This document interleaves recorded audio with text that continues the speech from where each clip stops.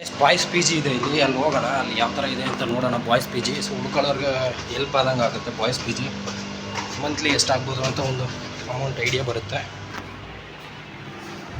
ನೋಡಿ. ಇದೆ P G, Vaishnavi P G guys. ಇದು ಫುಡ್ ಅಕಾಮಿಡೇಷನ್ ಇರುತ್ತೆ ಅಂತ, ಚೆನ್ನಾಗಿದೆ, ಪರವಾಗಿಲ್ಲ. ವೈಫೈ ಫುಲ್ ಇದೆ. ಇದು ಹೆಂಗಿದೆ ಪಿ ಜಿದು, ನಮ್ಮ ಹುಡುಗ ಅವರು ಇಲ್ಲೇ ಇದ್ದಿದ್ದು.